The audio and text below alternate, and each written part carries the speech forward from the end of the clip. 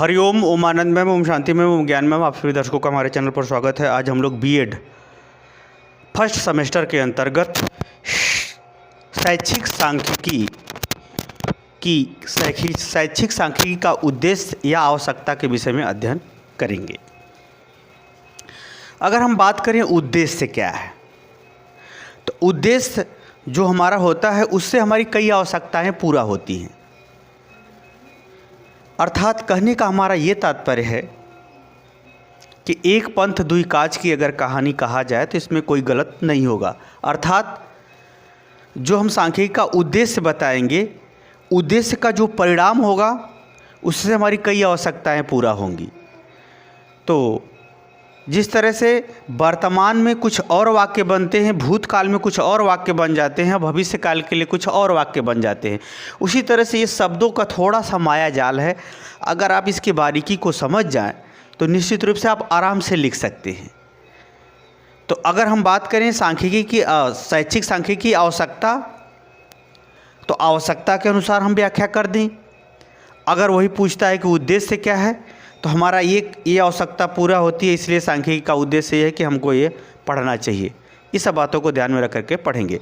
पहले हम सांख्यिकी की आवश्यकता को समझते हैं। जब आवश्यकता को समझ जाएंगे तो उसको थोड़ा सा सेंटेंस चेंज करेंगे, उद्देश्य बन जाएगा।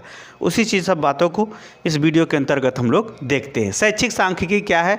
शिक्षा के क्षेत्र में शैक्षिक गतिविधियों को संपूर्ण ढंग से संपादित करने के लिए जो सूचनाओं का, आंकड़ों का एकत्रीकरण करते हुए उसमें हम एक गणितीय क्रिया के माध्यम से कुछ निष्कर्ष लेते हैं, कुछ निर्णय लेते हैं, कुछ निर्धारित करते हैं, उसी को हम क्या कहते हैं? शैक्षिक सांख्यिकी कहते हैं। इसका अर्थ पिछले वीडियो में बताया जा चुका है, डिटेल में बताया जा चुका है। इसमें यानी शिक्षा के संदर्भ में हम सूचनाओं को एकत्र करना, उसका संकलन करना, उसे व्यवस्थित करना, उसके आधार पर गणितीय क्रिया करना, यानी गुणा भाग जो भी निकालना हो उसमें गणितीय क्रिया करते हैं। सामान्यतः मीन, मीडियन, मोड, कोरिलेशन जो कुछ भी उसमें करना रहता है उसमें हम गणितीय क्रिया करते हैं। फिर उसके आधार पर हम क्या करते हैं? निष्कर्ष लेते हैं कि नहीं, शिक्षा के क्षेत्र में मुझे ऐसा करना चाहिए।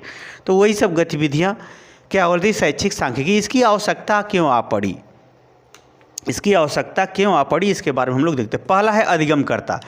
शैक्षिक सांख्यिकी जो होती है, जो शिक्षा के संदर्भ में सूचना एकत्र की जाती हैं, अधिगमकर्ता के संदर्भ में यानी विद्यार्थियों के संदर्भ में इसकी आवश्यकता आ पड़ती है। क्यों आवश्यकता आ पड़ती है?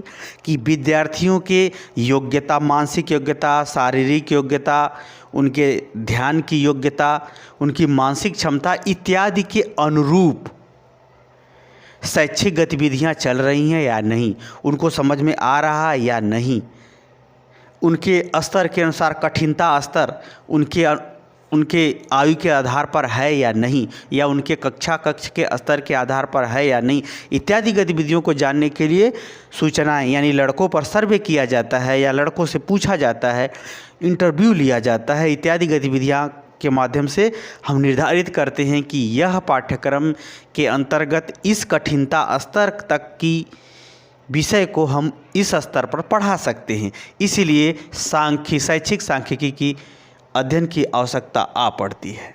दूसरा, अगर हम देखें तो विषय वस्तु। जैसे कोई विषय वस्तु है, कोई विषय है, हमको पढ़ाना है, तो उस विषय को हम किस क्रम से पढ़ाएं, विषय को के बारे में किन किन बातों को हम किस क्रम से बताएं, इसको निर्धारित करने के लिए भी शैक्षिक सांख्यिकी की आवश्यकता आ पड़ती है। क्यों? कि जैसे अध्यापक या विभिन्न प्रकार के जो विशेषज्ञ हैं विषय के अंतर्गत, उन विशेषज्ञों के माध्यम से इस बात पर बहस होती है या इसका अनुमान किया जाता है कि इस विषय को पढ़ाने के लिए पहले इन गतिविधियों को क्रम से इस तरह से पढ़ा दिया जाए ताकि अधिगमकर्ता को वह विषय उस स्तर तक आते आते उस स्तर के अनुसार समझ में आ जाए। तो विषय वस्तु को निर्धारित करने के लिए कि किस विषय वस्तु को किस स्तर पर, जैसे कक्षा 5 में कितने विषय होने चाहिए, कक्षा 8 में कितने विषय होने चाहिए, कक्षा 10 में कितने विषय होना चाहिए, उसी तरह से उच्च स्तर की शिक्षा पर उस विषय का क्या स्वरूप होना चाहिए, कहने का ये तात्पर्य है। इसको भी निर्धारित करने के लिए शैक्षिक सांख्यिकी संबंधी आंकड़ों का या शैक्षिक सांख्यिकी संबंधी अनुमानों का आवश्यकता आ पड़ती है। इसलिए भी शैक्षिक सांख्यिकी शिक्षा के क्षेत्र में अत्यंत आवश्यक है। तीसरा है पाठ्यक्रम। पाठ्यक्रम का मतलब होता है विषय वस्तु के संग उसका क्रियात्मक स्वरूप, प्रयोगात्मक स्वरूप, भ्रमण संबंधी स्वरूप, पाठ्य सहगामी क्रिया संबंधी गतिविधियाँ क्या होती हैं, शामिल होती हैं, ताकि उस विषय का अनुभव हो, प्रयोग हो, ज्ञान हो, समझ हो, इन सभी बातों का उसको ज्ञान कराने के लिए पाठ्यक्रम का सुनियोजित ढंग से सुनिश्चित किया जाता है। तो जब पाठ्यक्रम सुनियोजित ढंग से सुनिश्चित किया जाता है, जैसे भले ही वर्नियर कैलिपर्स का नाम बालक कक्षा 6 में ही सुन ले, परंतु प्रयोग के लिए कक्षा 9-10 में दिया जाता है या 11-12 में दिया जाएगा। उसी तरह से भले ही ट्रेन किसने बनाया ये बालक जान ले, लेकिन उस ट्रेन के विकास के इंजन के बारे में उसे ग्रेजुएशन या पीजी स्तर पर ही बताया जाएगा। उसी तरह से कहने का हमारा ये तात्पर्य है कि हमारा विभिन्न कक्षाओं में एक ही विषय को पढ़ने का क्रम क्या हो, या एक ही विषय के प्रारंभ से लेकर पूर्णता की ओर ज्ञान प्राप्त करने का क्रम क्या हो, यह भी उसको सिस्टमेटिक ढंग से एडजस्ट करने के लिए, पाठ्यक्रम का निर्माण करने के लिए भी शैक्षिक सांख्यिकी की आवश्यकता आ पड़ती है, जिसमें वह जो है कठिनता स्तर, उसके मानसिक स्तर और उसका विभिन्न कक्षाओं के अंतर्गत उसके विषय का, एक ही विषय के अंतर्गत कई शाखाएं होती हैं ना, कई विषय से अर्थशास्त्र में कई विषय होते हैं ना। अर्थशास्त्र में राजस्व भी होता है, माइक्रो इकोनॉमिक्स, मैक्रो इकोनॉमिक्स, औद्योगिक अर्थशास्त्र, कृषि संबंधी अर्थशास्त्र। उसी तरह से एक ही विषय में कई जो है शाखाएं होती हैं, कई उप विषय होती हैं। तो उन उप विषयों का किस स्तर पर, किस रूप में, किस ढंग से एक ही अधिगमकर्ता को या अधिगमकर्ता को किस तरह से प्रस्तुत किया जाए, किस तरह से पढ़ाया जाए, इसके लिए भी सांख्यिकी, शैक्षिक सांख्यिकी के आंकड़ों की, उसके गतिविधियों की, उसके विभिन्न स्वरूपों की जानकारी होना आवश्यक है, तभी यह व्यवस्थित ढंग से निर्धारित किया जा सकता है। तो इसलिए भी हम शैक्षिक सांख्यिकी की आवश्यकता आ पड़ती है। अगला है परीक्षण एवं मूल्यांकन। जैसे शैक्षिक सांख्यिकी के अंतर्गत शिक्षा के संदर्भ में अध्यापक को पर्याप्त ज्ञान होना चाहिए कि हम साक्षात्कार ने तो किन बातों का ध्यान दें, कुछ परीक्षण का हम प्रयोग, किसी परीक्षण को अप्लाई करके किसी बालक की मानसिक क्षमता या रुचि या ध्यान का, उसके स्थिति जानना चाहते हैं तो उस सब की जानकारी होनी चाहिए, तभी वह किसी बालक के व्यक्तित्व का सही ढंग से निर्धारण कर सकता है या उसके ज्ञान के क्षमता का मूल्यांकन कर सकता है। तो यानी परीक्षण करने के लिए, अधिगमकर्ता का टेस्ट के लिए या परीक्षा के लिए भी क्या होता है, शैक्षिक सांख्यिकी का होना आवश्यक है, क्योंकि इस शैक्षिक सांख्यिकी के आधार पर ही आप प्रश्नों का स्तर, प्रश्नों का स्वरूप, सरल प्रश्न, मध्यम प्रश्न, उच्च स्तर के प्रश्न, ये सब का निर्धारण कर सकते हैं। ये तब होगा जब आप शैक्षिक सांख्यिकी के हर पहलू को आप समझते हो। अगला है व्यक्तित्व का निर्धारण। जैसे हर बालक अपने आप में विशेष होता है, तो किस बालक को किस क्षेत्र में अधिगम करके, मेहनत करके, कार्य करके आगे बढ़ाना चाहिए, इस बात का एक शिक्षक तभी निर्धारण सही ढंग से कर सकता है जब वह शैक्षिक सांख्यिकी के अंतर्गत विभिन्न प्रकार के अनुमानों, आकलन, परीक्षण, मूल्यांकन, निरीक्षण, ये सब गतिविधियों से वह परिचित हो, समझता हो, तब जाकर के किसी बालक के विषय में वह व्यक्तित्व को सही दिशा और सही निर्माण कर सकता है। तो इसके लिए भी शैक्षिक सांख्यिकी की आवश्यकता आ पड़ती है। आगे अनुसंधान। अनुसंधान का तात्पर्य होता है शिक्षा के क्षेत्र में जिस तरह से परिवर्तन हो रहा है समाज में, उसी हिसाब से शिक्षा में आवश्यकताओं के लेकर के, समस्याओं को लेकर के हमेशा जो है कुछ न कुछ नया करना ही पड़ता है या खोजना ही पड़ता है। एक प्रकार से अगर हम बात करें तो जो कुछ भी संसार में बदल रहा है साधनों के रूप में या विभिन्न समस्याओं के रूप में देखने को मिल रहा है, उन सब के पीछे शैक्षिक यानी उसकी बुद्धि और उसकी सोच समझ का क्या दृष्टिकोण है, यह व्यक्ति तभी जान सकता है जब वह शैक्षिक दृष्टिकोण से खोज की प्रवृत्ति, खोज की आवश्यकता, खोज के संबंध में होने वाली चुनौतियाँ, खोज के लिए विभिन्न साधनों की आवश्यकता इत्यादि से परिचित हो, तभी वह किसी समस्या का निश्चित खोज के आधार पर, प्रमाण के आधार पर समाधान कर सकता है। तो अनुसंधान चाहे वह विषय के ज्ञान के लिए हो, चाहे किसी व्यवहार की समस्या के समाधान के लिए हो, वो सभी गतिविधियां शैक्षिक सांख्यिकी के आधार पर ही एक बालक को शिक्षा के माध्यम से ही पढ़ा दिया जाता है, बता दिया जाता है।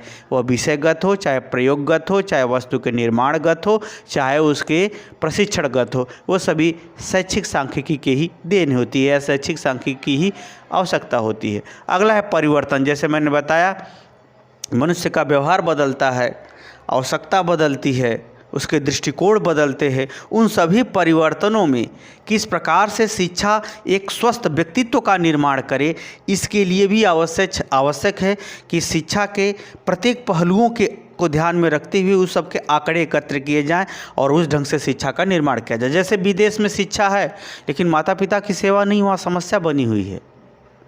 और भारत में शिक्षा है, अगर जो लोग ऐसा करते हैं तो वो लोग भी समस्या बने हुए, क्योंकि शिक्षा हमें परिवर्तन के साथ उत्तम जीवन, उत्तम व्यक्तित्व, उत्तम व्यवहार देती है।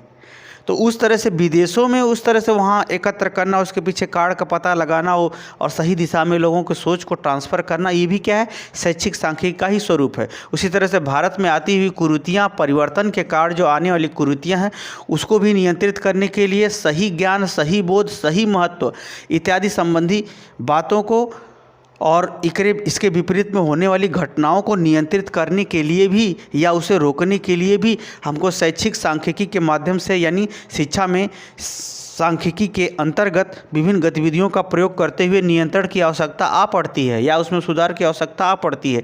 इसलिए भी शैक्षिक सांख्यिकी की आवश्यकता है। अगला है शिक्षण में प्रशिक्षण। शिक्षण में प्रशिक्षण का तात्पर्य यह है कि अध्यापक, जैसे आप लोग सामान्य रूप से एक विशिष्ट बीएड होता है जिसमें मूक बधिर बालकों को पढ़ाया जाता है, या जिसमें जिन बालकों को दिखाई नहीं देता है या सुनाई नहीं देता, ऐसे बालकों को भी पढ़ाया जाता है। एक प्रकार की उसमें विशेष प्रकार का प्रशिक्षण दिया जाता है। जैसे अगर अध्यापक को अच्छे ढंग से प्रभावशाली शिक्षण करना है तो उसके लिए किस प्रकार से प्रशिक्षण दिया जाए, किन गतिविधियों से प्रशिक्षण दिया जाए, इसका भी निर्धारण विशेष ढंग से शैक्षिक सांख्यिकी के आधार पर जो निर्मित तरीके हैं या विभिन्न शोधों के आधार पर जो निर्मित तरीके हैं या जो निर्मित मापदंड हैं, सिद्धांत है, उनका भी जानने परखने के लिए हमको क्या ज़रूरत होती है, शैक्षिक सांख्यिकी की आवश्यकता पड़ती है कि किस तरीके से, किस विषय को किस ढंग से, किस रूप में, किस विद्यार्थी के लिए पढ़ाएं कि वह प्रभावशाली शिक्षण हो। तो यह सब बातें तब आपको समझ में आएंगी या तब आप सीख सकते हैं जब आप शैक्षिक सांख्यिकी का प्रयोग हो करके यह बताया गया हो या यह टेस्ट सामने आ चुका हो कि कौन सा सिद्धांत किस रूप में ज़्यादा सफल रहा। जैसे होता है ना, बुद्धि के अनेकों टेस्ट हैं, किसका टेस्ट सबसे बेस्ट है यह कौन बताएगा, शैक्षिक सांख्यिकी। उसी तरह से पढ़ाने के अनेक, जैसे इसमें बाल केंद्रित पाठ्यक्रम का विशेष महत्व है, क्योंकि अधिगमकर्ता को मुख्य मान करके शिक्षक और पाठ्यक्रम अगर तैयार कर दिए जाते हैं तो अधिगमकर्ता अधिगम करते हुए व्यक्तित्व का अपना विकास कर लेता है। उसी तरह से शिक्षण के कार्यों में भी शिक्षण के अनेक स्वरूप हैं, अनेक नियम हैं। उन शिक्षण के स्वरूपों में विद्यार्थियों को ध्यान में रख करके किस प्रकार का प्रशिक्षण दिया जाए, कौन सा टेस्ट सबसे ज़्यादा उपयोगी होगा, वह उसको कौन बताएगा, शैक्षिक सांख्यिकी ही बताएगी, ताकि उसका उपयोग करके अधिगमकर्ता को ज्ञान कराते हुए उसके व्यक्तित्व का विकास किया जा सके। यह भी किससे संभव है, यह सब बातें किससे प्राप्त हो सकती हैं जानकारी, शैक्षिक सांख्यिकी के ही प्राप्त हो सकती हैं। क्योंकि जैसे होता है ना कि जैसे यूट्यूब में देखिए तो आंकड़े होते हैं, किस वीडियो का कितना व्यू मिला, उसी हिसाब से कौन सा परीक्षण यानी कौन सा शिक्षण की विधि किस क्षेत्र में ज़्यादा प्रिय रही और कौन सी शिक्षण विधि सर्वाधिक लोकप्रिय है, ये सब बातें कैसे पता चलेगा, शैक्षिक सांख्यिकी से। इसलिए भी इसकी आवश्यकता पड़े। अगला है सामाजिक और सांस्कृतिक परिप्रेक्ष्य। समाज विभिन्नता से भरा हुआ है, समाज में सांस्कृतिक गतिविधियां भी विभिन्न प्रकार की हैं। ऐसे परिस्थिति में किस समाज को किस रूप में शिक्षा दिया जाए, किस तरह से उनमें धीरे धीरे परिवर्तन लाते हुए उनके ज्ञान और व्यक्तित्व का विकास किया जाए, ये सब तभी संभव हो पाता है जब उसका शैक्षिक सांख्यिकी कुछ आंकड़े हों, उनके ज्ञान के स्तर का कुछ आंकड़ा हो या अध्यापक को उसका अनुमान लगे, तब जो है व्यवस्थित ढंग से उसे शिक्षित किया जा सकता है या शिक्षा के मुख्य धारा से उसे जोड़ा जा सकता है। तो इसके लिए भी शैक्षिक सांख्यिकी की आवश्यकता पड़ती है। अगला अनुमान। अनुमान का तात्पर्य यह है कि इसमें बालक, जिस तरह से आप लोग किसी के व्यवहार के विषय में अनुमान लगाते हैं कि ये ऐसा कर सकता है या नहीं कर सकता है, उसी तरह से शिक्षा के क्षेत्र में भी अनुमान की आवश्यकता पड़ती है। एक अध्यापक बालक के भविष्य को देख करके या उसके वर्तमान की स्थिति को देख करके भविष्य का अनुमान लगाता है, उसके ज्ञान को देख करके उसके भविष्य के ज्ञान की दिशा के विषय में अनुमान लगाता है, और उसके अंक, उसके सुधार करने का अनुमान लगाता है। और अनुमान का मतलब किस अनुपात में उसे हम सजा दें या किस अनुपात में उसे हम नियंत्रित करें, किस अनुपात में किस ढंग से उसे व्यवहार को नियंत्रित करें कि वह सच्चा उसका व्यक्तित्व का निर्माण हो सके। उसी तरह से अनुमान अन्य विषयों में उसके भविष्य को लेकर के अनुमान लगाना, उसके क्रियाकलाप गतिविधियों को देख कर के अनुमान लगाना, उसे भविष्य के लिए तैयार करने के लिए भी अनुमान लगाने की आवश्यकता पड़ती है, जो शैक्षिक सांख्यिकी के विभिन्न पहलुओं, विभिन्न नियमों, विभिन्न सिद्धांतों, विभिन्न गतिविधियों का प्रयोग करना पड़ता है, या इसके संबंधी हमें आकलन, अनुमान इत्यादि का प्रयोग करना पड़ता है, जिससे हम किसी भविष्य में विषय का अनुमान, जैसे हम लोग करते बहुत से ऐसे, अरे हिस्ट्री की क्या आवश्यकता है, अब उस समय का इतिहास से आज के इतिहास में बहुत अंतर है, क्या ज़रूरत है पढ़ने की। उसी तरह से हम अनुमान के द्वारा हम किसी की उपयोगिता, अनुपयोगिता, आवश्यकता, अनावश्यकता, परिवर्तन, अपरिवर्तन, ये सभी चीज़ों को उसमें हम जानते हुए उन सूचनाओं के आधार पर, एकत्रित जानकारी के आधार पर हम लोग उसको नियंत्रित करते रहते हैं, निर्देशित करते रहते हैं, बताते रहते हैं, निर्धारित करते रहते हैं, या अध्यापक व्यवहार करता रहता है या सामने वाले बालक को सही व्यवहार करने की ओर प्रवृत्त करता है। तो इसके लिए भी हमको क्या ज़रूरत आ पड़ती है, शैक्षिक सांख्यिकी आंकड़ों की ज़रूरत आ पड़ती है, जो किसी विषय की उपयोगिता, अनुपयोगिता इत्यादि से भी संबंधित हो सकती है, या भविष्य में सामाजिक और राजनैतिक, धार्मिक या ज्ञान संबंधी चुनौतियों से भी संबंधित हो सकती है कि यह अनुमान लगा जाए, जिसको एक प्रकार से हम भविष्यवाणी भी कह सकते हैं कि भविष्यवाणी भी करने की आवश्यकता आ पड़ती है, चाहे वो विषय हो, चाहे व्यवहार हो, चाहे चुनौती हो, चाहे विकास हो। इस सबको ध्यान में रखते हुए भी, प्रतिस्पर्धा परीक्षाओं को भी ध्यान में रखते हुए सब गतिविधियों का अनुमान सांख्यिकी आंकड़ों के आधार पर जो शिक्षा से संबंधित होती है की जाने की आवश्यकता पड़ती है। मुझे उम्मीद है शैक्षिक सांख्यिकी का उद्देश्य, आवश्यकता आप समझ गए होंगे। और तो जो ये आवश्यकता पूरी कर रहा है, यही आवश्यकता क्या बन जाती है, उद्देश्य बन जाती है कि ये सब की आवश्यकता हमारी ये पूरी हो रही है, यही हमारा क्या बन जाता है, उद्देश्य बन जाता है। इसीलिए हमको शैक्षिक सांख्यिकी की अध्ययन की आवश्यकता, क्योंकि ये आवश्यकता हमारी पूरा करता है, जिससे ये सांख्यिकी का अध्ययन करने का यह उद्देश्य बन जाता है। मुझे उम्मीद है कि शैक्षिक सांख्यिकी का आवश्यकता और उद्देश्य थोड़ा सा आप सेंटेंस चेंज करेंगे तो बन जाएगा। आप समझ गए तो कमेंट बॉक्स में जरूर बताइए। साथ ही मेरे चैनल को लाइक शेयर सब्सक्राइब कीजिए। हरिओम।